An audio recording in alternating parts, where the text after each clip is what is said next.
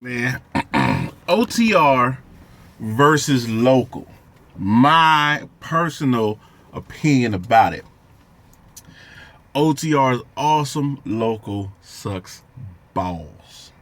They both have their pros and cons. With local, you're hourly most likely, and you're home every day, but you're driving around the same city or doing the same route. Like I go from here, I go to Yoruba Valley. I leave Yoruba Valley, come back down here, and I sit and wait to get unloaded, and then I go home. The money, I think I made more OTR. I think I made more OTR than I do now.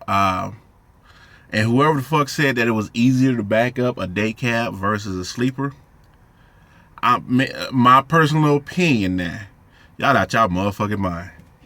I used to take pride in backing up. You know, just for the simple fact that I drive for Swift and I had that sleeper and I pull up and motherfuckers start hopping out their truck to see if I'm going to hit their shit. And I whip that thing in there, boom. And they literally would tell me, they've told me, that was a good job there, driver. How long you been driving? I'm like, oh, 8 months. You know what I'm saying?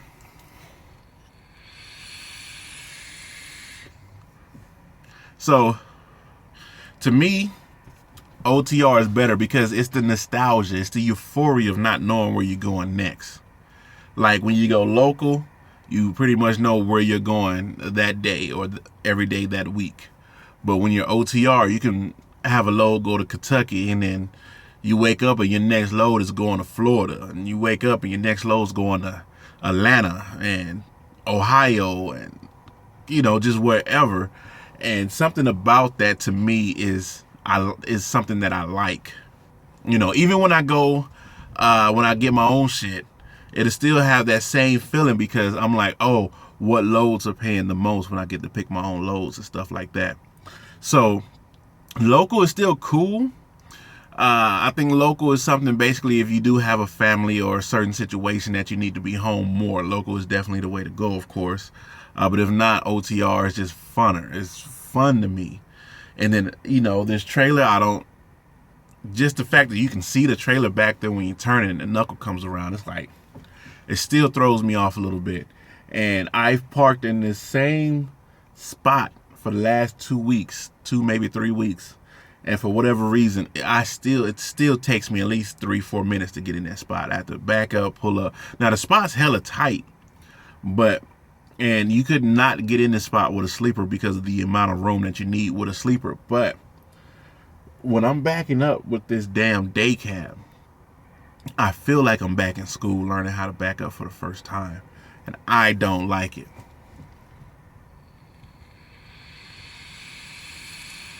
I don't like it. But it's all a part of the plan. You dig? It's all a part of the plan. I'm going to be my hire date for Swift was March 18th. So come March, my birthday's March 15th. Come March 18th, I should be stepping out doing my own thing. Watching Trucker Brown and listening to Trucker Brown talking about the money and stuff, the rail yard is very enticing to me because you can still make good money and be home more. You know, I from the numbers that he's given me, I can do the rail yard from Otay up to Fontana and wherever, and still bring home, you know, $2,000 to $2,500 a week.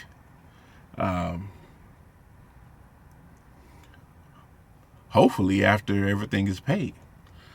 And that was my goal as far as picking my own loads going. Like with Snyder, I wanted to bring home at least $1,500 a week after truck note, insurance, fuel, and everything. I wanted to bring home about $1,500 to $2,000 a week. So if I could do that with rail yard and be home more, I mean, that to me that's like a win-win.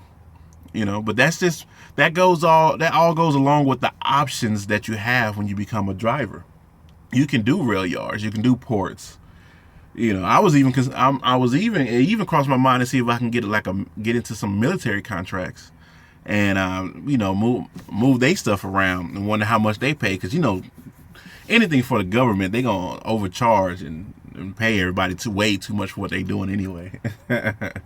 unless you are actually in the military, then there's no amount of money that can justify what it is that you do for our country. But as a driver, yeah, there's so many different ways to make money, man.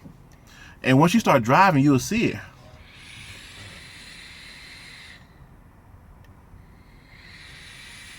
Once you start driving, you'll see the options that you have to make money in this game. And it all comes with experience. All you need is that experience. Experience and a clean record is priceless when you become a driver. It's priceless. Priceless. You hear me? Priceless. Because you can make a lot of money doing this. And if you play your cards right and network properly, you can definitely, make $100,000 a year or more. A minimum of 100,000. If you know what you're doing, you know how your truck run, all your shit, you can make 100,000 a year.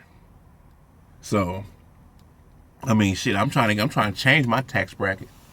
I don't know about y'all. I'm not trying to go down in the tax bracket.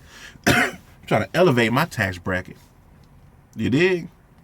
So, OTR is cool because you get to go different places.